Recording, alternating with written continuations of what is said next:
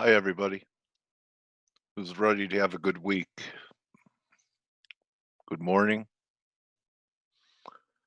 You could hear me breathing? Okay.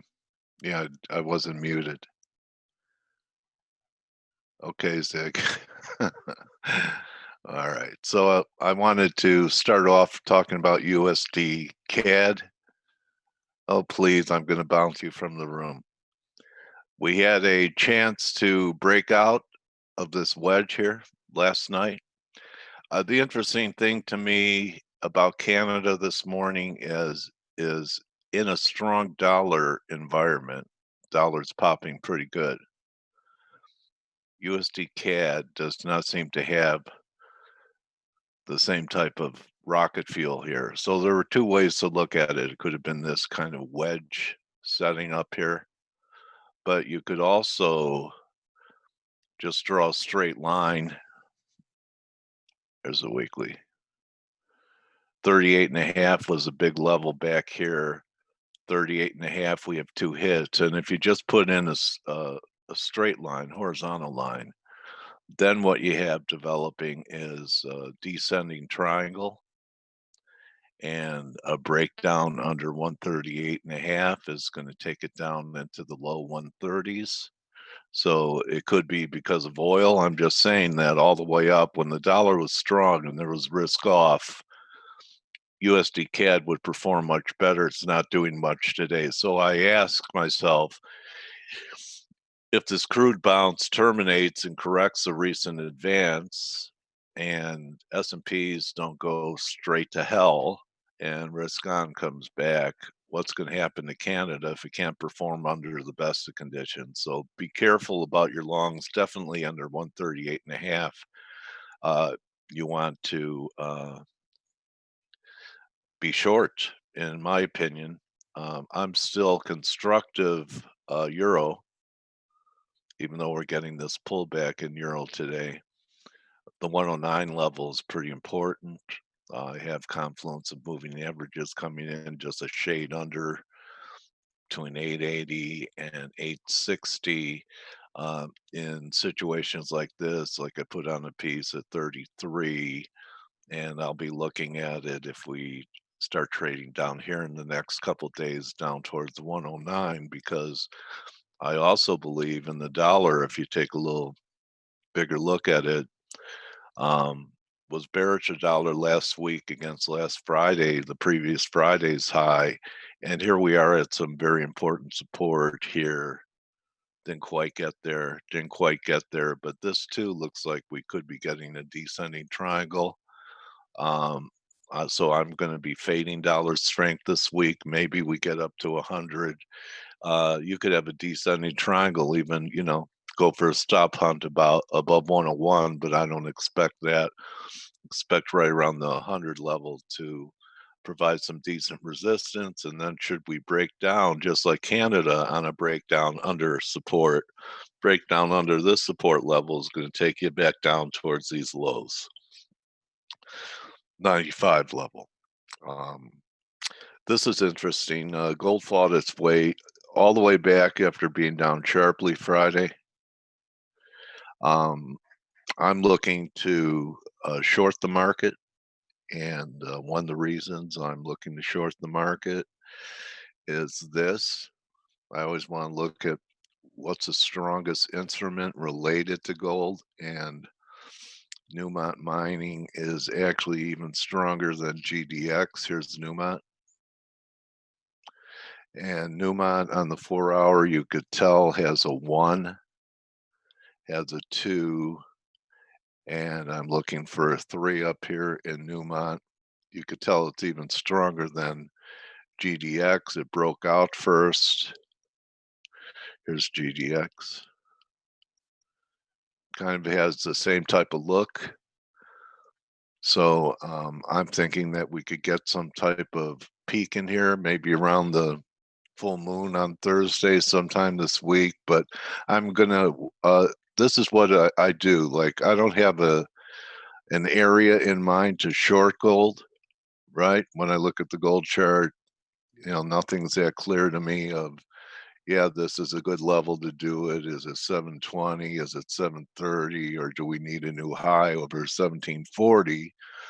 So what I'm going to do is I'm just going to use another instrument that I have a clearer picture on, which is Newmont. And once we start making a third drive up here to new highs, looks like that would be above, probably about $3 higher or so. And it starts coming off, then I'll just go to gold and short gold wherever it is when this completes this formation.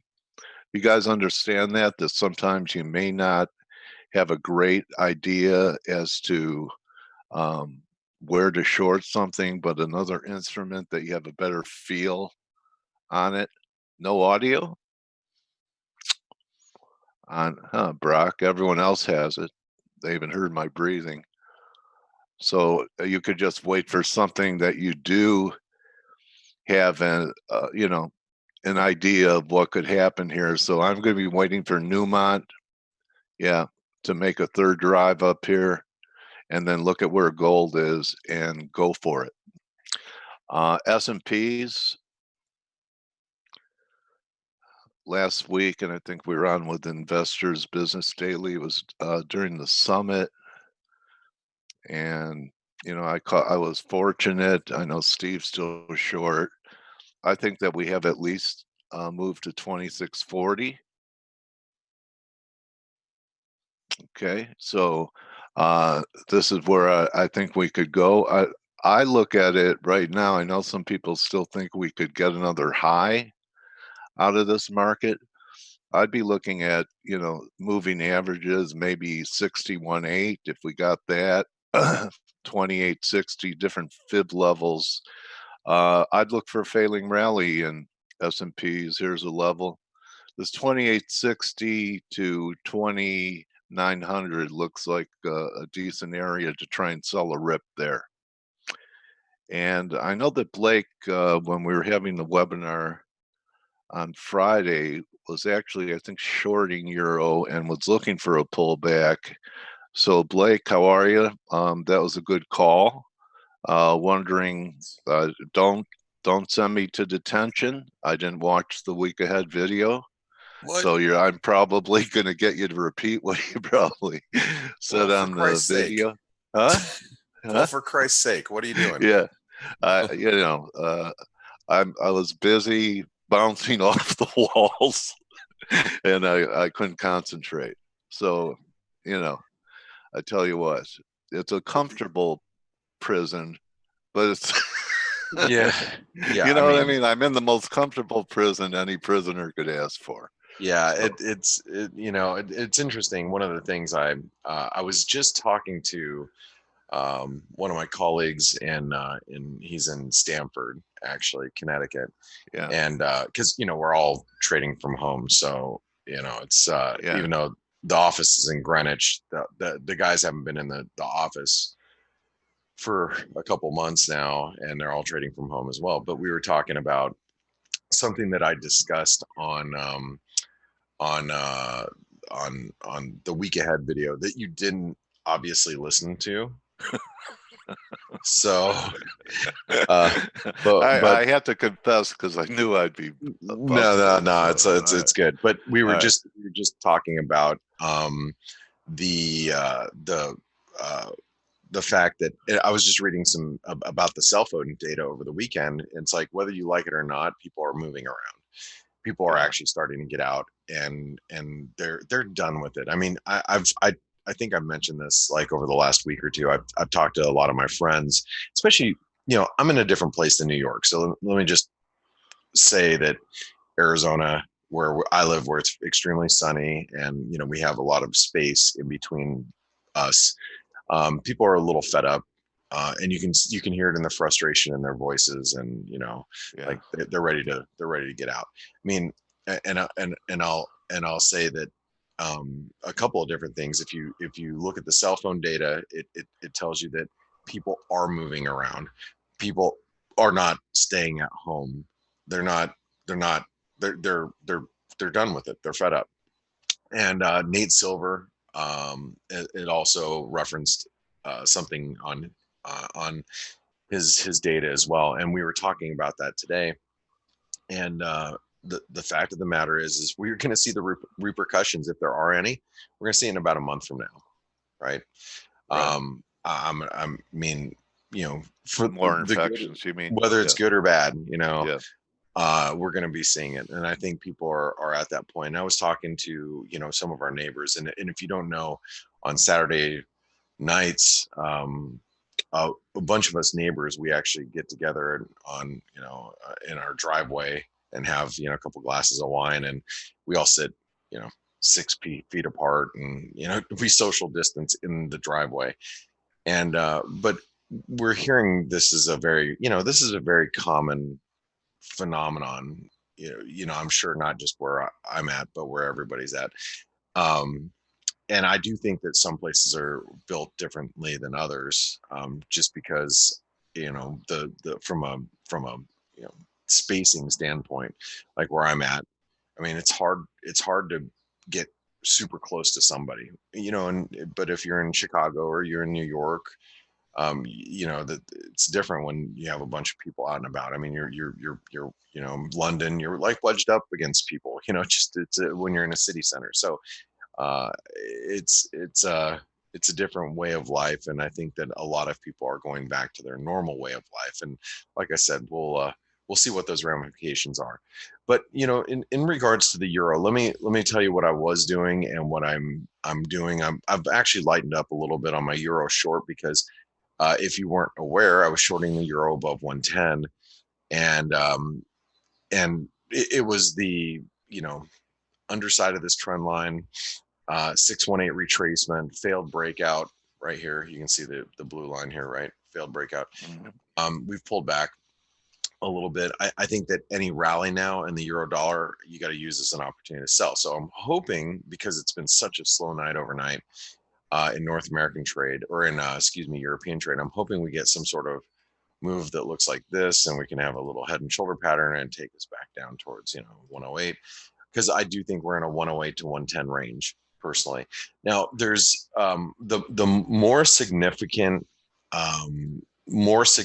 charts to me at this moment are the equity markets, and I am repeating a lot of what I said, I think, over the week ahead videos. I'm trying to think what I was saying yesterday morning. I can't always remember what I was talking about. So you guys have to also understand, I get up on Sunday mornings, and I did have a couple glasses of wine the night before, but I slept well, and I got up, but I needed to film the video as soon as I can, so I can get it out to everybody um, early enough before the open. So the one thing that is really most important to me is that we had false breakouts in the S&P and in a lot of these markets. So if you look on like a weekly basis, let me see if I can pull up a better chart here. It's SPX. I'll pull up a chart I haven't drawn so much on. So if you look at the weekly candle of the S&P, probably the most important thing here is the false breakout and the 618 failure. So here's the 618 gap fill, right? Pretty much false breakout, false breakout. So what does that mean? Well, that means to me, any rally that you see in the S&P, you got to sell into, right? So any type of strength that we get in risk, um, you want to sell into strength. That's my initial thought process, and it's not only just the S&P, it's across the board.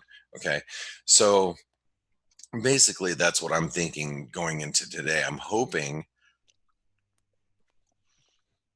that we get a little bit of buying in some of in some of these indexes, and give us an opportunity for some dollar weakness. So what I'm hoping for here in the euro is that the euro pops, maybe back up to 106, 10, or 109.60, 109.70. The Aussie dollar, which is surprisingly, it's actually strong right now. I'm hoping the Aussie will, make its way to 64.50, and give us an opportunity to be on the short side of that. Now, don't forget that tonight we have, well, tomorrow morning, but tonight, if you're here in North America or even in Europe, um, we have the RBA rate decision, right? Um, I'm not expecting the RBA to move on rates, but I am expecting them to stay, relatively dovish. So, um, with that being said, uh, I think that I think the risk is that that that the Aussie might rally into the RBA decision, but then you got to use that as an opportunity to be a seller. So if you look at the Aussie dollar in particular, remember the Aussie is very similar to the S&P. We had a false breakout, right? So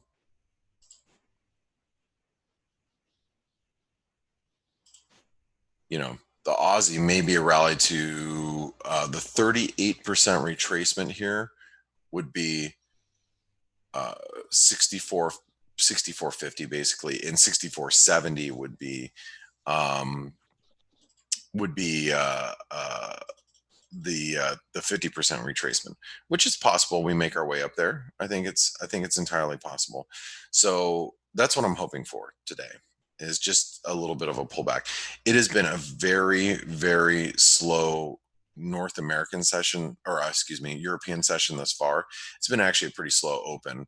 And I'll stop for a moment and I'll talk to you what I was talking to our guys and gals in our chat room a little bit earlier. This is the day, or these are the days where you want to be very careful not to get involved in the market just because you want to be involved. These are the days where you can get yourself into trouble, where you haven't had a whole lot of movement in the markets overnight, and the natural inclination of a trader is, well, I'm going to find something to do. Like, if you're just looking at my analysis in the euro dollar, you're like, well, Blake is thinking that the euro might pop over to 109.60 or 109.70. Why don't I just get long right now, in anticipation of it moving up here, so I can get long right now and then look to sell it and turn around and get short over here. And it's the situations like that where what happens is it ends up doing something like this, and it never even makes it back. So you get long. Next thing you know, it breaks through trend lows, and then you get out, and then you take a loss, and then you're like, oh shoot, I'm just going to go short because now it's going lower, and then it does one of these and rips up on you. And then not only did you lose money on the long side, but then you got short down here, and then it turns around and you lost money there. And it finally makes it up to where I thought it was going to go to, where you could have just waited originally to get short. And then I sit here up here and I get short the euro right at these levels because I was talking about it, and that's what I'm waiting for. And then you end up getting short and making money up here. But what did you do in the meantime? This is the difference between what can happen to you and what could happen to me, or anybody for that matter. You make money up here on the short side because we talked about it already, but you also lost money here trying to be long. Then you turn around and got excited about being short, and then you lost money there. So you lost money here, you lost money there, and you finally make money here, and you're like, whew, thank God I made money there. What happened? Net, you're probably down a little bit. And where I was just waiting to be patient, and I got short up here and made money. So do you see the difference between, there's one trader, whether it's me or anybody else, there's one trader that actually made money, and then you got turned around a couple of different times, and you're actually down, and you're wondering why is that person successful and I'm not? The difference there is because you wait for your setups versus getting, antsy and trying to trade the market and make something happen that isn't happening. Does that make sense to you guys? I'm giving you a little coaching right now because it's a slow market. But do you see the difference about what can happen to you? Does that make sense? Yeah. It's not the trade. No, it's the setup. Kind of Is you're like, waiting. you want to sell something somewhere and you go, well, why don't I get long until it gets there? And that's not the trade. It's not the trade. Yeah, that's right. And Yeah. I mean, I can't tell you how many people do that. And that really could be the determining factor between you making money and you not making money, is I just used being to do that, patient. Blake. I go, well, if I think it's going to go there, why not capitalize on that move too? But it Yeah, took me a yeah, long time to realize it's not the trade. Yeah. right. Yeah. And like, I guess one of the things that you know, and believe me, I'm guilty of it too. So don't think, I don't ever like want people to think that I'm perfect, because I am not. I get suckered into trades all the time. I'm like, I get bored. I'll sit here with my thumb in my butt going, um, wow, I just really want to start doing something right now. And then I'll get suckered into a trade that I wasn't even thinking of. And then I end up getting turned around and losing money and go, damn it, if I would have just sat back and just waited for that one setup, I would have done well. And instead, I got turned around, dicking around, trying to, force something into happening that just wasn't happening. And that's why today, days like right now, days like this, it's very important to stay diligent and disciplined and wait for that setup, because nothing's happening, you know and it's frustrating for me, as with forex analytics. It's like, I want to send you guys out a bunch of charts and things that are developing, but nothing's really happening right now. But things will, and the market will, uh, get some life, and we will see, we'll see some moves come up, I'm sure. But right now, it's not. So anyway, I hope that little lesson, if you will, helped. um, and I'm looking for some things to develop. Like, here's a good example. We, on the week ahead video, talked about the U.S. dollar Canadian coming up and hitting trendline resistance and reversing. If you use forex analytics, you got the chart, about an hour or two ago, that we should be heading lower here. Now, what I'm looking for in the dollar Canadians, I'm actually looking for an eventual breakout. So what I'll be waiting for here is actually a move, back down towards, 139.60, maybe 139.50. And I actually want to be on the long side. I believe that we're, and I may be wrong, but this is where I'm going to take my pop shot, is somewhere down here. Is I think that we're, developing a double bottom. We're going to trade out of this uh, dollar Canadian wedge. We're going to trade higher out of the wedge with a little bit of risk aversion, and probably going into the end of the week with Canadian and US. Uh, Sorry, I didn't mean not to yawn on you guys. With the jobs reports that are happening on Friday, I actually want to be positioned on the long side of the dollar Canadian going into Friday, but I'm not buying it here. I'm going to buy it, down below 140 is what I'm hoping. Now, what I hope to happen and what happens, we'll see. I always hope things are going to happen. That doesn't mean they're necessarily going to happen. Um, you know, I'm not a fortune teller.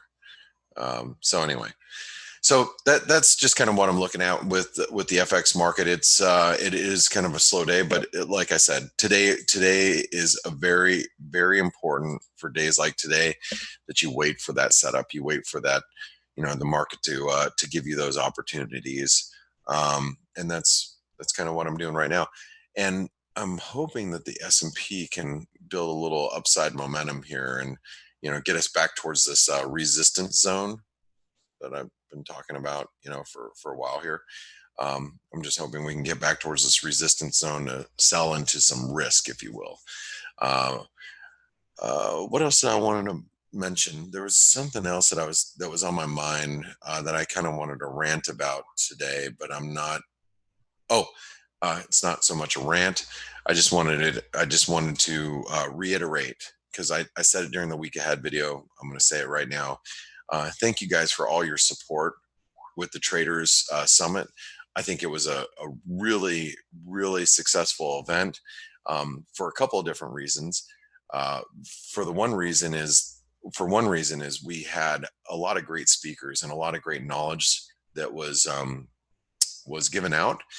And what's cool is we were able to pull that off without charging, so you guys got to listen in and be involved, and we did it free of charge. So that was a huge feat, and I think it was pulled off in a very professional manner.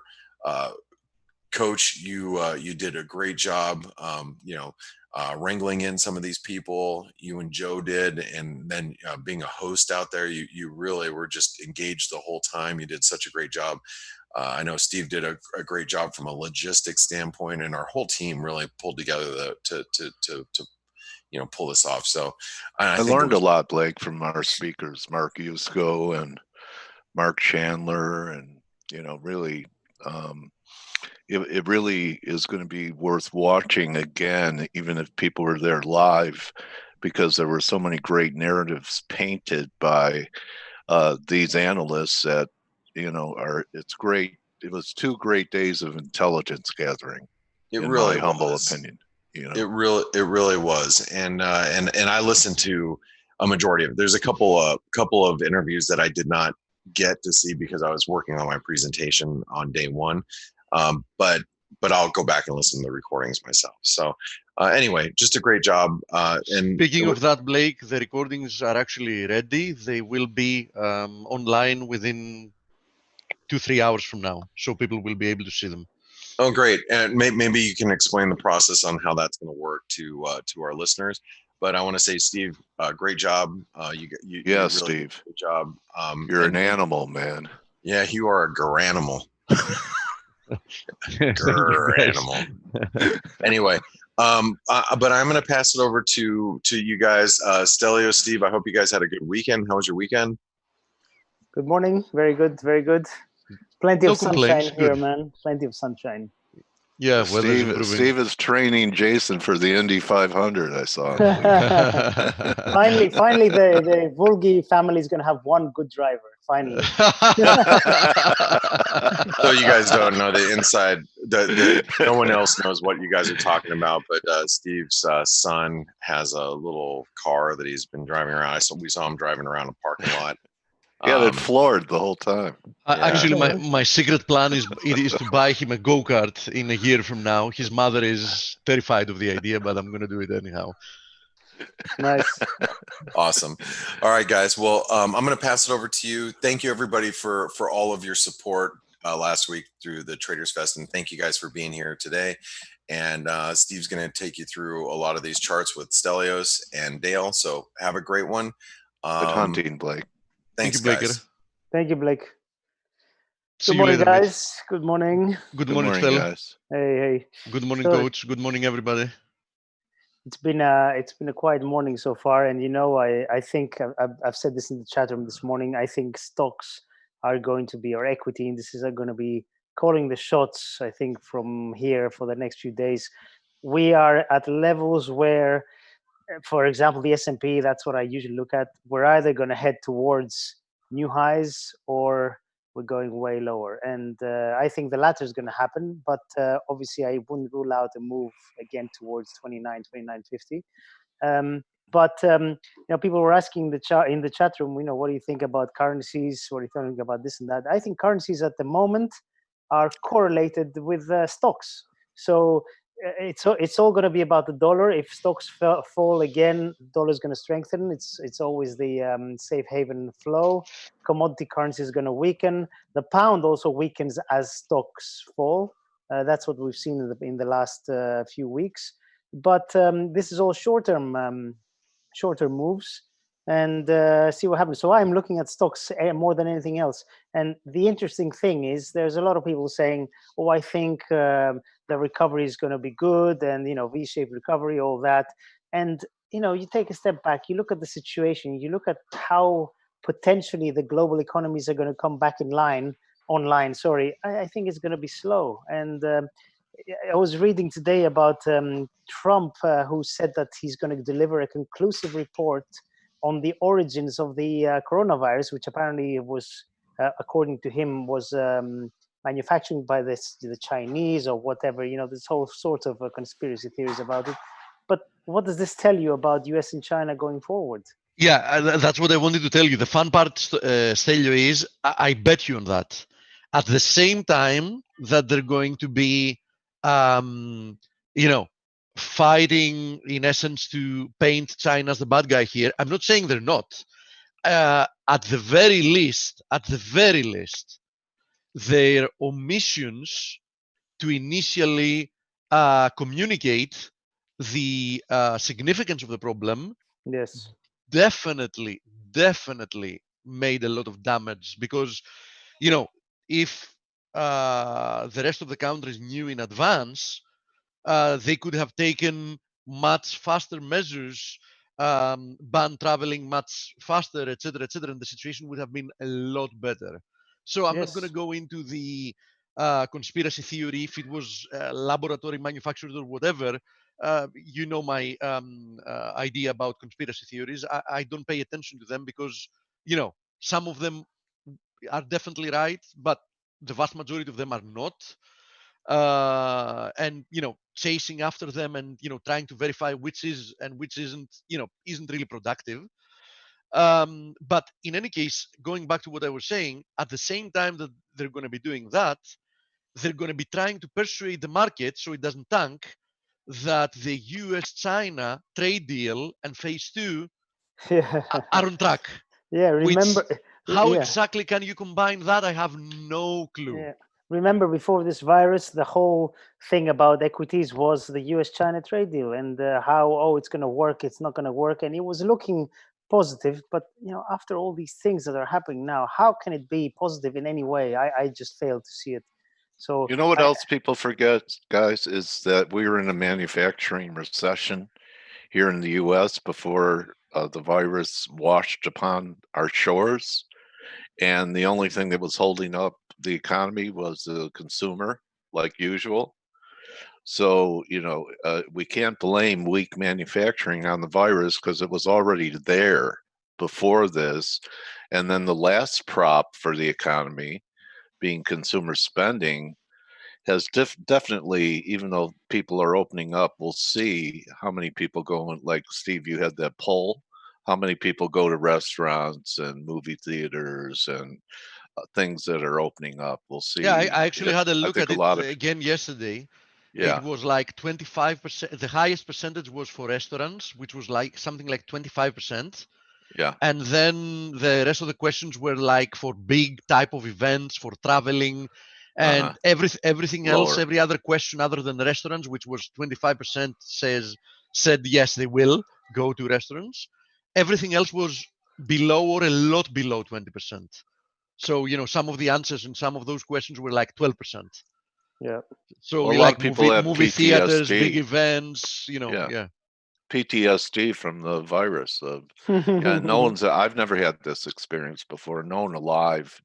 Maybe this happened during World War II, where you had to go hide in a bunker during a bombardment, but even after the bombardment, you could come out.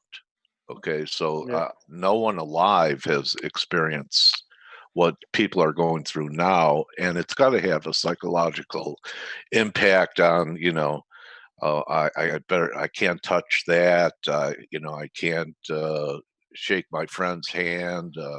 I have to be 9 feet away, and when I'm running, someone could cough, and I could run into that stream of their, of the virus. So I think a lot of people are psychologically already damaged from it, Yeah, you know what? including me. It's actually today is the first day that they've lifted restrictions on travel, on moving around, basically here in Greece. So you now don't need to send a message to say, "Oh, I'm going to the pharmacy" or to whatever. And we were discussing with friends of ours who have also been in lockdown for like 2 months now. What are we going to do? We need to see each other. Yes, great. And we're going to go to each other's houses. We're not going anywhere out.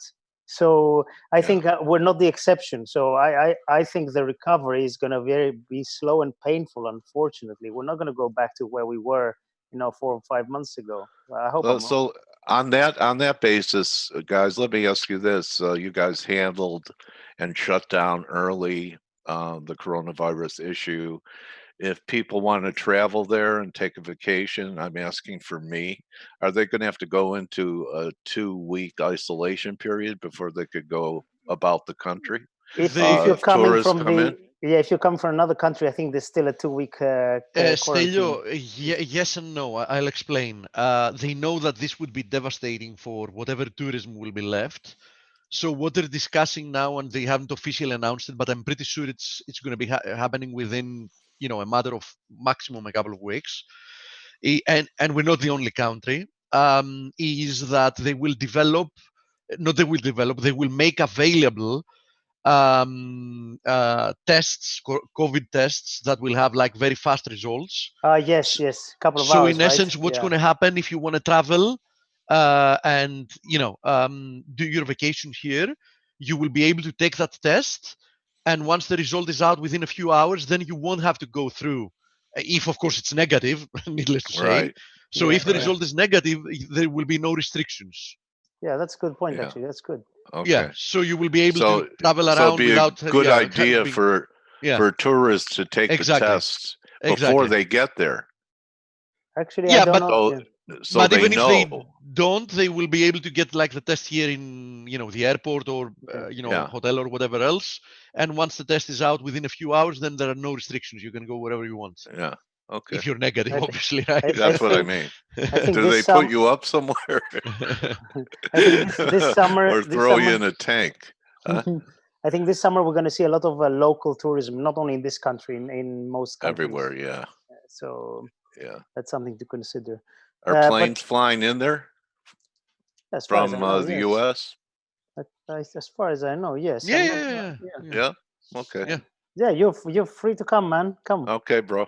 Flights, of course, flights have been reduced dramatically because there is no demand. I mean, the basic Yeah. reason is there's no demand, right? Yeah. But yeah, Okay. flights are still happening. Yes. Okay. So equities, I think, like I said before, are the main driver, and we had the week close on Friday, and today is continuing. Let's see how it goes. I still think we're going to have one proper leg lower before we go to new all-time highs. But let's see how that goes. Yeah. Data. Now, Yeah. I'm totally with you, Stelio. It's exactly what you said. A risk is driving both equities and the dollar, and along with the dollar, the whole FX Yeah. complex is dancing around. Yeah, absolutely. What else? Data-wise, we had a few. It's PMI week, so there's a lot of manufacturing PMIs today out of European countries so far, and they are predictably in like the 30s and 40s, which is which is weak, and it's expected to continue. The question is, how quickly are we going to rebound? I said before, I think it's not going to be as quick as the market expects, but obviously we'll gonna have to wait and see. And this week, the main event again is employment data out of the US. We have non-farm payrolls and unemployment claims Thursday and Friday. I think the So NFPs are expected to be, this month's NFPs are expected to be something like 20 million.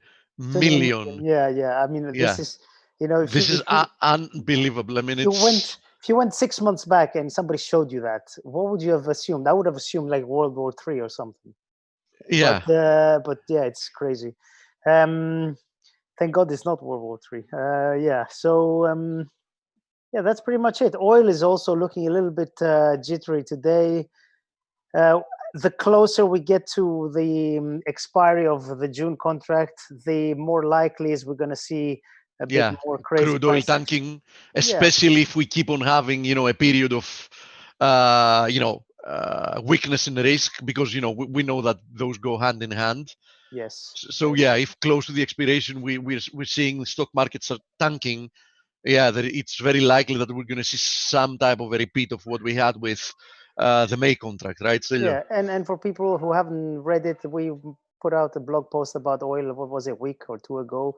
a week ago, I think. A Yeah, week ago, yeah. So it's free actually. it's free on our site. If you click on the blog link, you'll get there. Scroll down a little bit, you'll see it. It's just an explanation on what happened, and it might happen again. I mean, I don't think it's impossible. I think it's less likely than last time, but we might still get zero or close to, as delivery gets, the chances of delivering physical oil on the futures is very low due to storage constraints. So this is a number that's going to settle somewhere, and the futures either going to get rolled or it's going to get closed out before the expiry, and that means that price is somewhat irrelevant, obviously up until a point.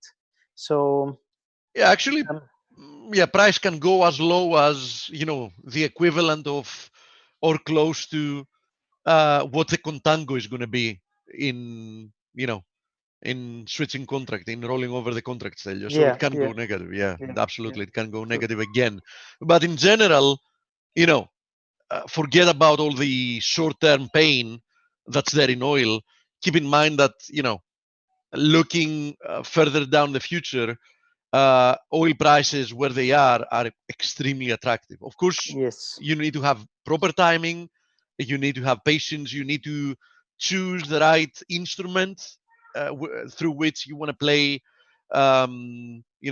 this bias. But I'm pretty sure that oil is going to be a lot higher at some point, by the end of the year. yeah, I agree. Have you seen US Baker Hughes oil rig counts? This is the number of rigs which are not idle, basically, which are producing, and it's gone down from something like I'm assuming that it has cratered, right? 750 to 300 within what, 5 weeks, Yeah, so 6 60% weeks. down or what? So over 50% low, which is crazy. And Yeah, these things cannot go back online at the flick of a switch. So yeah. this market, the oil market in And particular. my assumption is some of them are never going back. Yeah, As with the simple as that. highly Yeah, levered, shale yeah, producers highly levered. Yes, we're going to see some failures there for sure. So, and it's, oil is such an interesting asset class, because an instrument, because you have these automatic stabilizers in terms of production. Not to mention, obviously, OPEC, who can step in and control production just because they want to. So it's very interesting. yeah, yeah. Okay, anything else, Sel, before we jump to the charts? We No, have several questions. it's been quiet, and that was the data out this morning. So not much else to say. Okay, okay, mate. Great. Okay, so now going back to the chart. Obviously, we have risk breaking down, right? I mean, I was monitoring this ascending wedge here in the S&P. We've now broken down.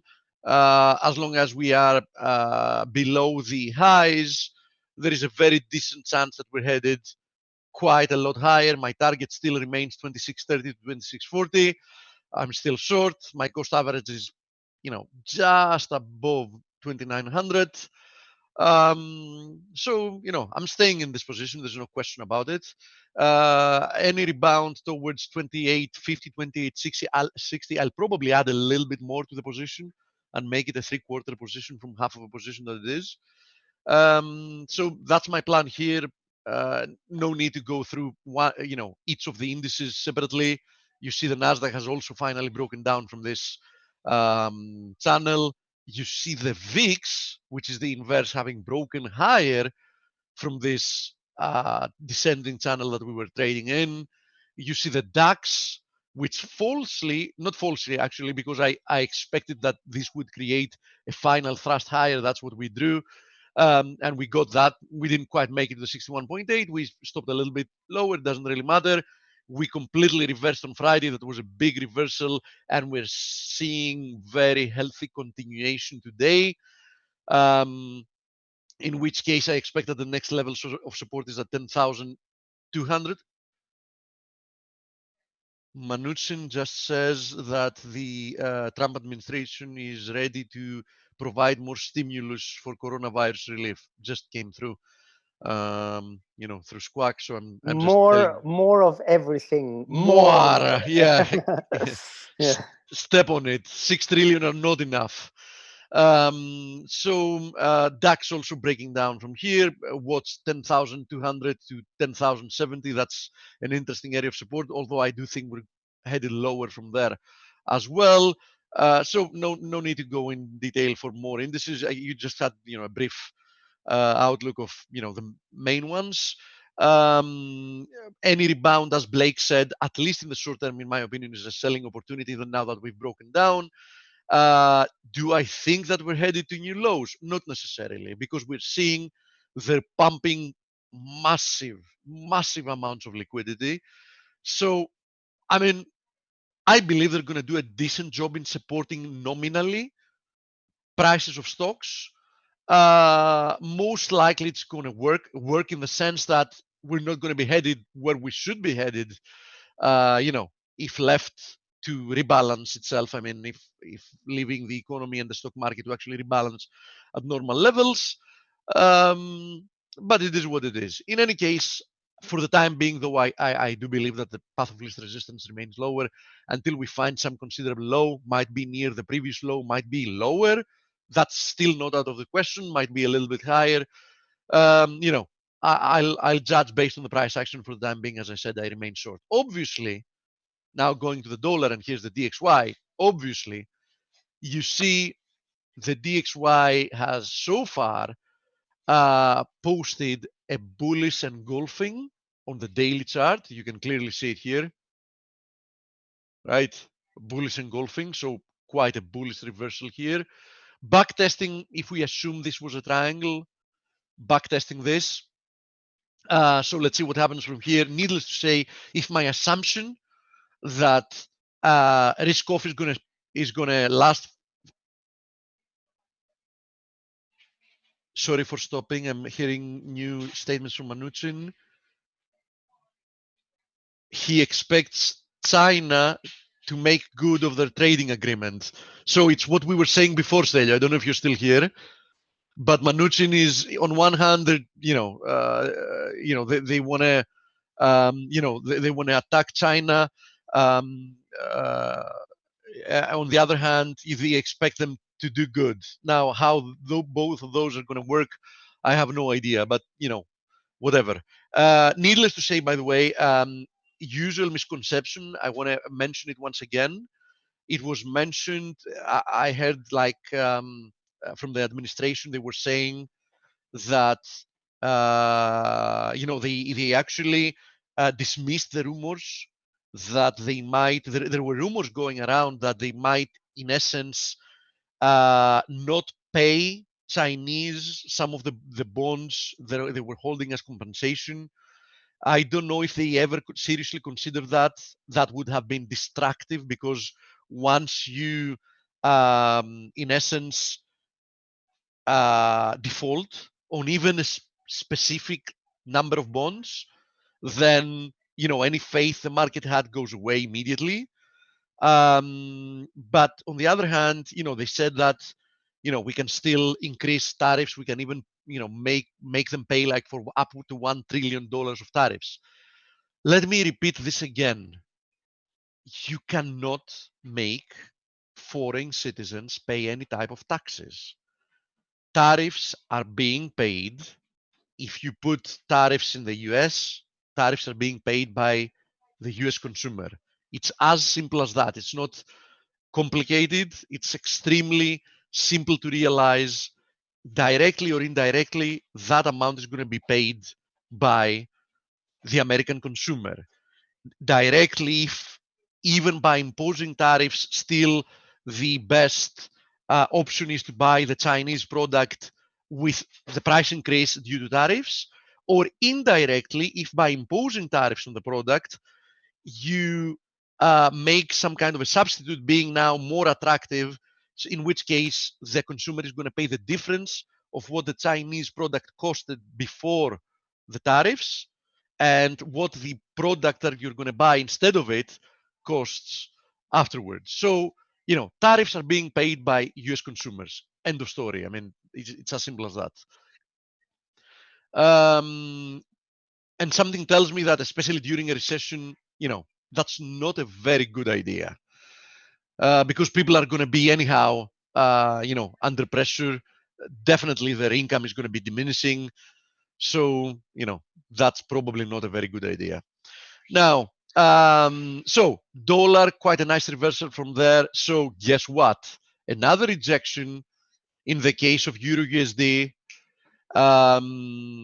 from this 110 level. So in essence, the Euro USD still remains trapped within this range.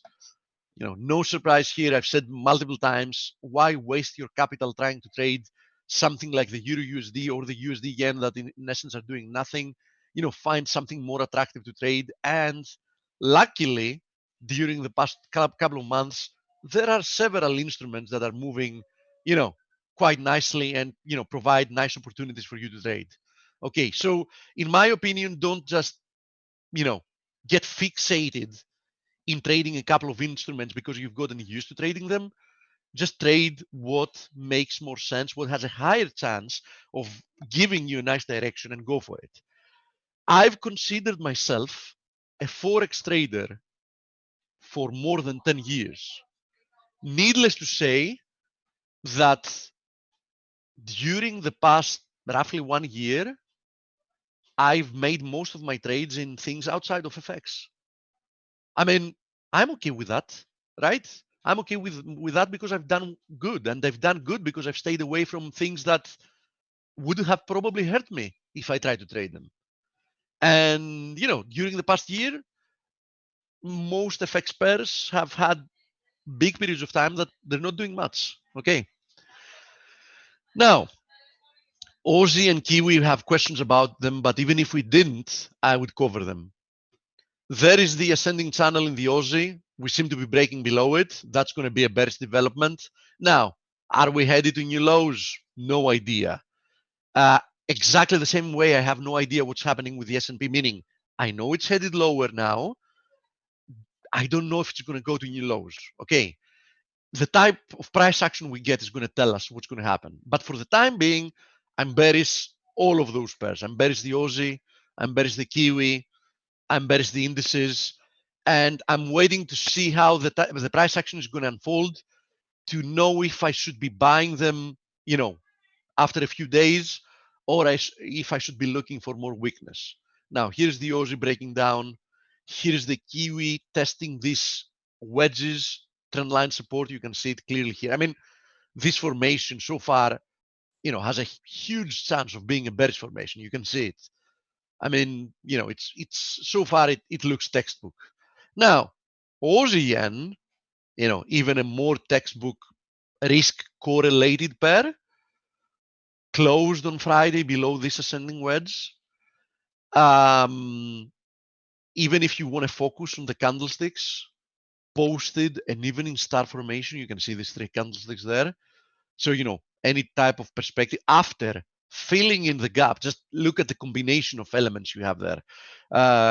I know that Blake shorted this, and that was an amazing trade. So look at the combination of factors you had there. Let me choose. Nice look.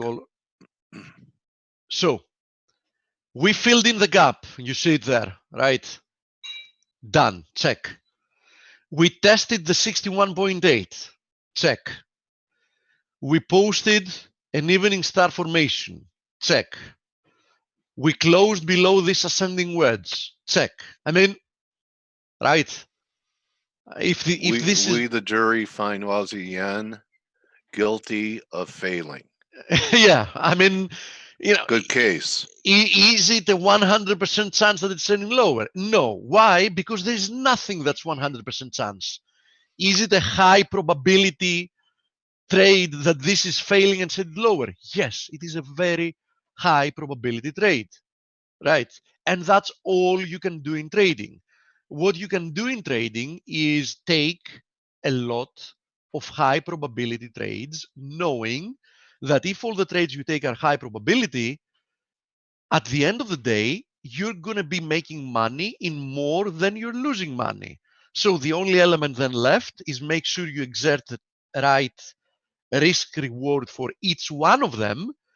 And if each of the trades you execute have a proper risk reward ratio, and each of the trades you execute is a high probability trade, then you're going to be doing fine. If you're jumping on trades without making plans in advance, if you're jumping on trades because you're bored, if you're jumping on trades because they look okay and you don't have strong evidence, you're probably not going to be doing good. So it's a game of patience, and the game of playing, the statistics in essence, right, and the odds. So make them, be in your favor. As simple as that.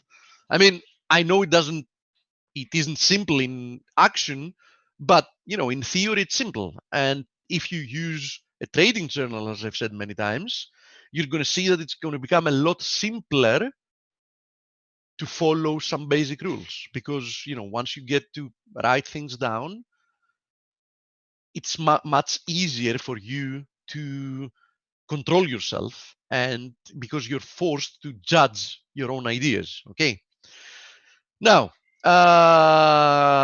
we have questions about the metals. Gold, what do you see here in gold? Because what I see is a triangle, and the triangle in an uptrend tells me that there's another move coming to the upside, most likely than not. As I said, nothing is 100%, but there are specific patterns and specific circumstances that produce high quality indications, and this is one of them. So I would assume that this is another period of consolidation that has a much higher chance in getting resolved to the upside than anything else. So next upside target 1771, above that 1821. As simple as that. And you can be long against 1660. And I think that's a decent trade. Okay. Silver. What do you see? The exact same type of pattern. What would I assume would happen here? I assume another break to the upside to at least test the 61.8% fib and horizontal resistance area roughly at 16. So that's what I assume is going to happen here. Palladium. What do I see here? I see that it's still under pressure. I still hold this short position. I think that if risk keeps on doing poorly, like we saw during the past 1.5 trading days, it's going to remain under pressure. Platinum, what do I see here? I see that it's still consolidating. It might move a little bit more to the upside. Having said that, in general, doesn't look that strong, does it? So I would assume more pain might come in the not so distant future. Copper, what do you see here? I still see a corrective rebound, right? So I would be very, very careful in trying to be long this. I mean, the structure so far looks corrective to me. We know that copper, most often than not, is paying attention to the health of the global economy. How do you journal your trades from the Ostenis? And your last name is definitely not Greek. The Ostenis is a very interesting ancient Greek name, though. Brazilians, I know, like to use some ancient Greek names. Would be interested to know where you're from. How do you journal your trades? You can create a trading journal yourself using an Excel file, or you can use, there are some trading journals you can subscribe to. We are actually creating one in Forex Analytics ourselves, because we do believe it's extremely valuable as a tool. You're from Colombia. Okay, interesting. With your Spanish. Okay, interesting. Copper chart. Oh, we just covered copper and I hadn't even had a look at it. Do you think China would eat some of those tariff costs to keep an edge on price? Stores do that all the time.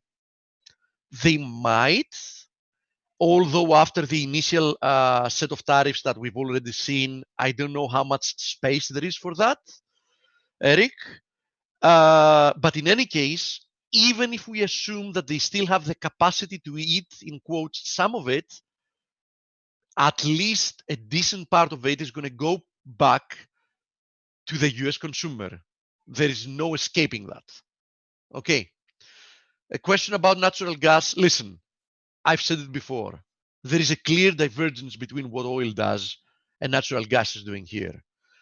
Natural gas has not breached through the 2 to 205 resistance area.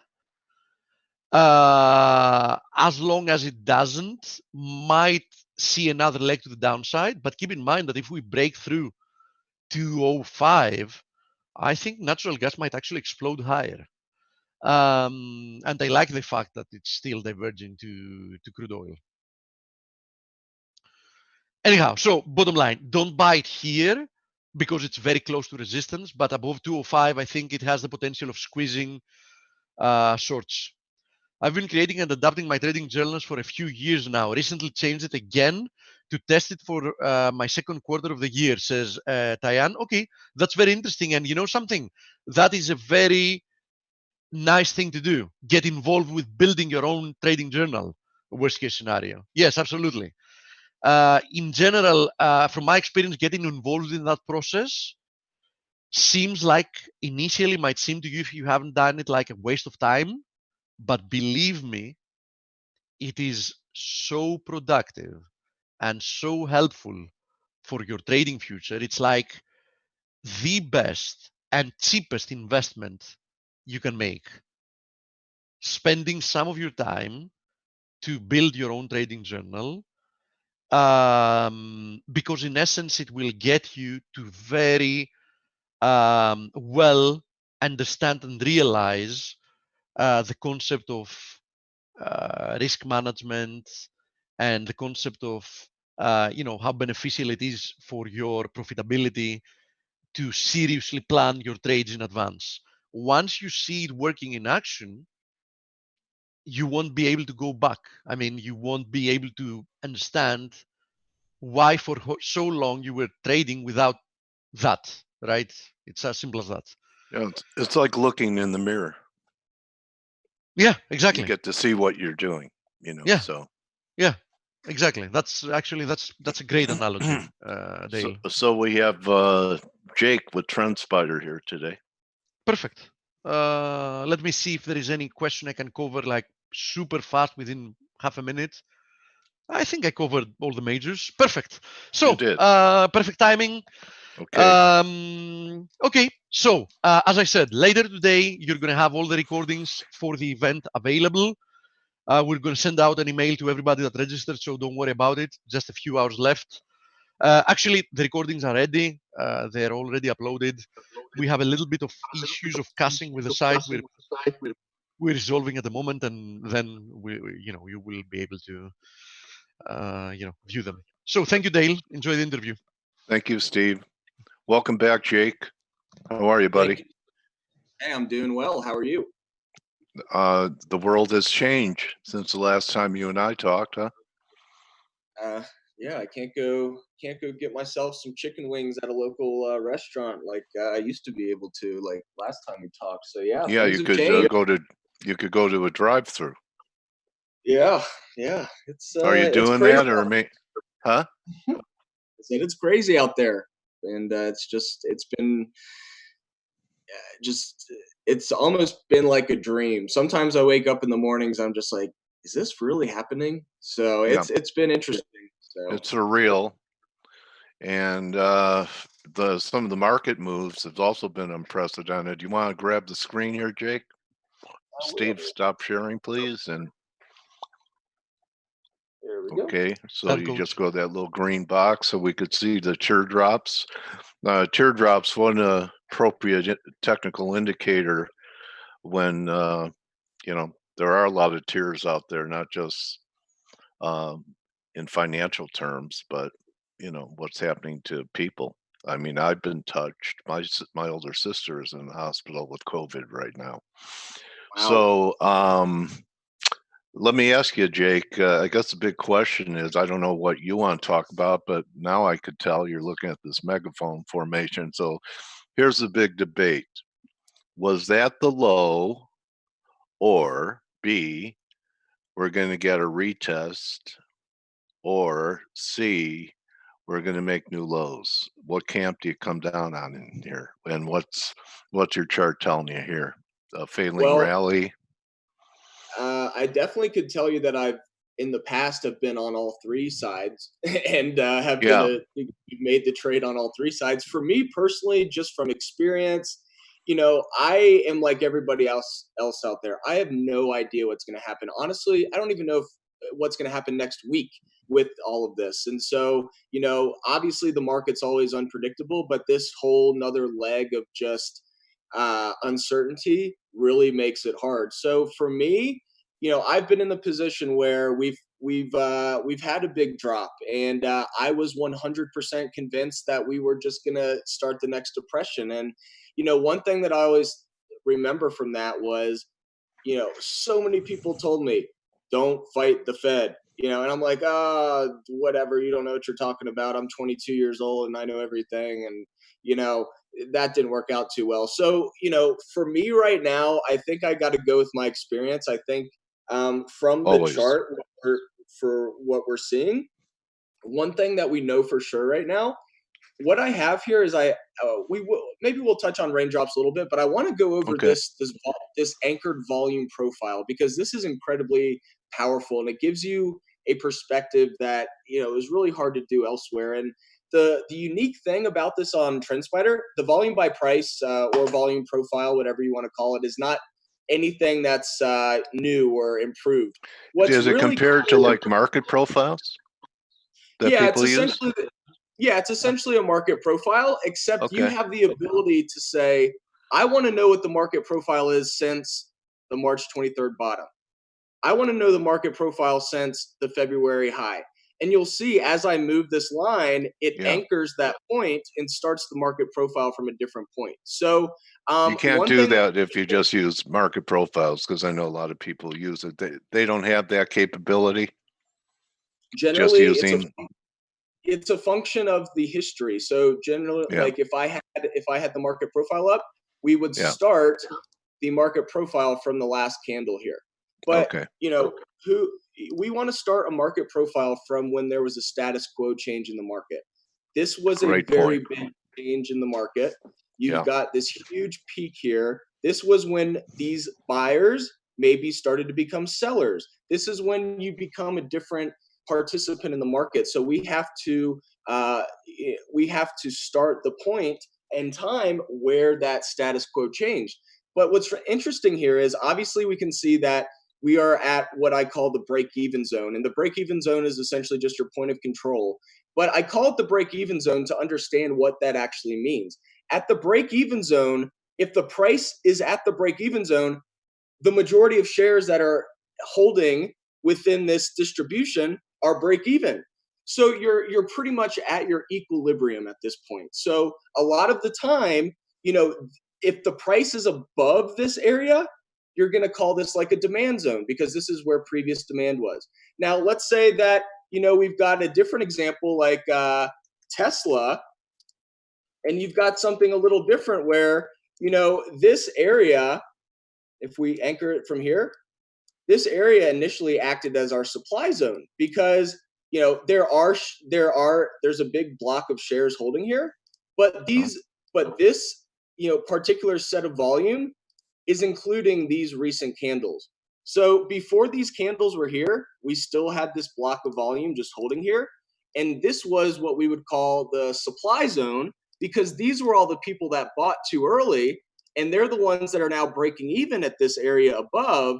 And so they may come in and add supply on the market when they break even. So the point of this is to be able to see where those supply and demand zones are. From an SPY perspective, you can see that we're pretty much right at that break even zone. So for me, this next, let's say 3 to 5 days, especially with some big earnings this week, I think is really going to tell us what's going on. Now, one thing underneath the break-even zone tells you something. Well, we've got a big volume gap here. So it tells us that we don't have a lot of participants in the market here. So what a lot of the time happens is you've got like a friction zone that will fill very quickly because there's just not a lot of participants there. So a lot of the time, it's like a vacuum. Exactly. It's like an air pocket. So, okay. And this is the same thing as Tesla. We had this green zone here. It wasn't as defined because we didn't have all this price action yet to build up this volume. But this block of volume was here when we were down here. And this volume gap was here as well. And you'll see, look at how quickly the price moved through that volume gap. It only Right. took 2 days for the price to move from 260 to 278 because there wasn't a lot of supply until we got to this area. Those people who just dealt with a 20% drawdown are now break even, and they're like, yeah, maybe not. Maybe I want to get out of this. And so that changes the supply and demand, just overall general kind of circumstances. And then you've got your let's say 2 weeks of kind of just nothing, just the market trying to figure out if this is a demand or supply zone. Great look. So, this is important for a lot of reasons. Let's say that I'm going to turn this off. And then what's really cool about this is we can actually go in and say, I know what the volume profile is of this megaphone channel, because all we have to do is turn on the volume by price. And if we start it from the start of this megaphone channel, let's just say it starts here, it doesn't really matter if we start it here or here. You're going to see that. Look where all of the supply is. We just rocketed into this massive supply zone. So it's going to be hard for the price to really break this barrier, if you will.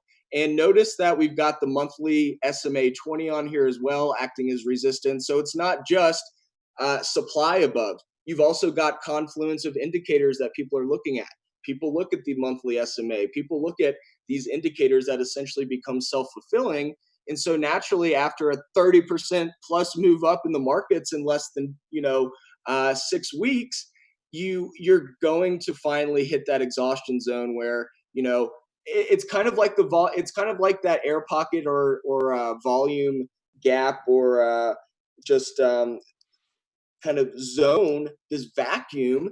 When we were down here, we had all of this volume above.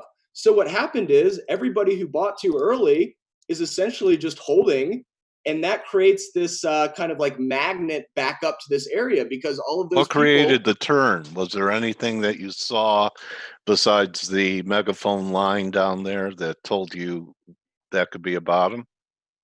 So if we go to the monthly chart and we do the same thing with the volume by price, but we anchor it from the 2009 low, you'll see what happens here. We bounced right above this massive shelf of volume. Yeah. So, you're not always going to get this helpful. perfect. So this allowed you to see, whoa. So when we were crashing, did you go out to your monthlies, Jake, to look for things like this? Yeah, 100%. Because all the daily levels are breaking down. Yeah. Okay. And on the previous chart, you were showing where people wanted to get out on this rally. So people were buying the dip real early, and the market continued to accelerate from where they were coming in and getting long. I don't think it's that chart. Oh yeah, it's to the one on the right where you show all the supply. But does that imply people are buying the dips before we made a low? And that's why we have all this overhead supply, because they were early? Yep, exactly. So the thing that I really wish we had on the platform was the ability to go back in time and be able to show like what the volume profile looked on March 23rd, which I'm sure it will come at some time. But that was something that was absolutely fascinating about this was you had all of this supply above. A lot of people would say, yeah, there's a lot of volume here because you just had a ton of consolidation. No, this volume was here before that. So yes, this block right here was all of those people saying, "Oh, I am a genius. I just bought the market when it's 20% down in 2.5 weeks." Right. And then all of a sudden we get a continued drawdown, and all of a sudden they're down 20% in 2 weeks. Right. So as the price gets back up, we turn this gain or this loss to a gain. All of a sudden, from the lows, they're up 30% in less than a 2-month period. And they're like, all right, maybe I'm going to get out of this. I just got furloughed. I just did that. I just did this. I'm out. And so that adds to the supply as we get back here. So, that's exactly what it is. It's all those people who thought they were, the next Warren Buffett buying the dip, and then we get another 20% drop. Those are the people that are now our holders above that are going to act as that resistance zone. Okay. Any other instruments you were planning on talking about?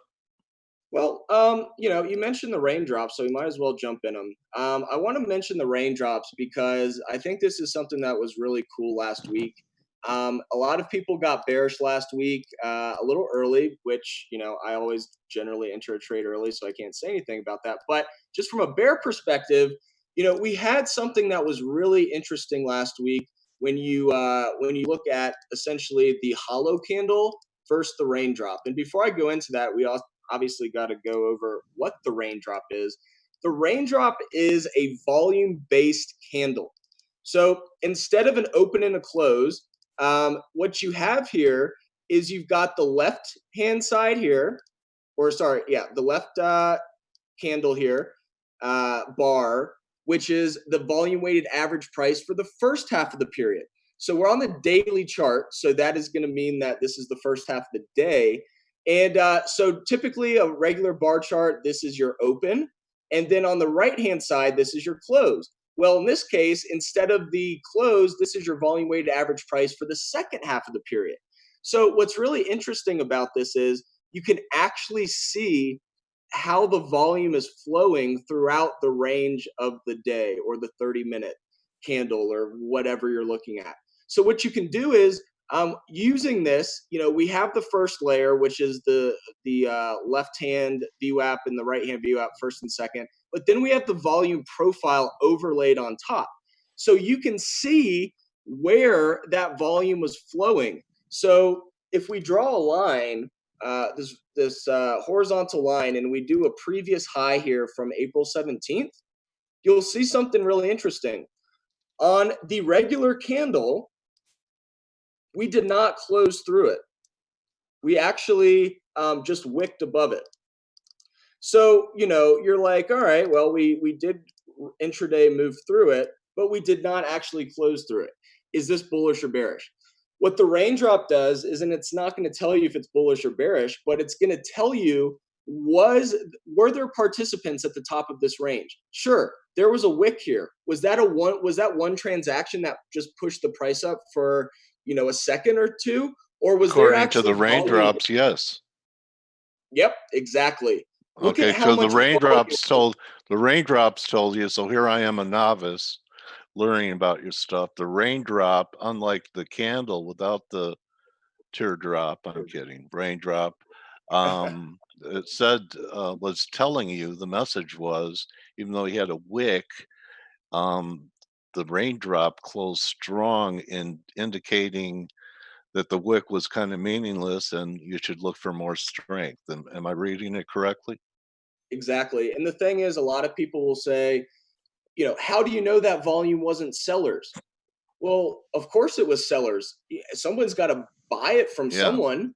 So we know these were sellers, but more importantly, we know that those buyers stepped in and accumulated those shares above the resistance line. If That's these an buyers edge. if these buyers were not Yeah. strong, you would have not seen that accumulating up here. You would have seen the price would have had to drop for them to come in and actually buy that up. So the fact that the buyers stepped in during that selling is what we're more focused on. And so then Okay, you have your beautiful. two-day move up. Nice, Jake. Well, if you have no other instruments you want to cover, be a good time to tell people how they could look into your software and integrate that into their trading if they have an interest. You want to do that? Yeah, absolutely. So we have a ton of different platforms we're on, but Twitter is definitely the main one. So if you want to follow us and learn more about these things before you jump in, you can follow us on Twitter and just see how we implement these in everyday trading. And then At you can go to TrendSpider? trendspider. Yep, at TrendSpider. And then you At can go to TrendSpider. TrendSpider. Yep. And do we have our? Yep. And so if you went down to the bottom on our trendspider.com just main page, you'd be able to go to any of these social media handles as well. So you can check out everything on the website. We have our pricing page here just under pricing. You can check out all of the different products overview. One thing that I want to mention, a lot of people may look at this and say, this is a really intense tool. There's too much going on. We know. We also have created pretty much a university, and a weekly podcast going over the platform. So you're able to get familiar with how we're using it, how others are using it. And so it's something that, it's not like, hey, here's TrendSpider, good luck. We're there every step of the way to help you out and make sure that you really understand the power of this thing. Any fraternity houses, sorority houses at the university? Nope, not yet. Just keg Because stands. that would convert your podcast into a podcast. Yeah, it would. Too bad. Yeah, honestly, who knows? We might have to be virtual. I knew I'd trip you up with that one, Jake. Anyway, Jake, I hope you and your, all the people you're in business with and your family remain untouched by this. And, let me coach you. Be patient with yourself. No one alive has ever traded through a pandemic before. And I appreciate you coming here. I'm a fan. I root for you guys. And thank you, my trading water brother, for coming in today and giving us a couple of nice looks in the spiders. Thank you so much for having me. And I wish the same for you. And I wish a speedy recovery for your sister and hope she's well. And everyone else out there, stay healthy and safe. Okay, man. Thank you for coming in today, buddy.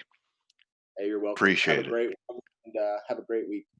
Okay, everyone. We'll see you tomorrow for Turnaround Tuesday. Don't just count your raindrops. Don't just count your pips. Don't just count your crooks. Count your blessings. We'll see everyone tomorrow. Adios. You're welcome, Monica, Tian. Adios.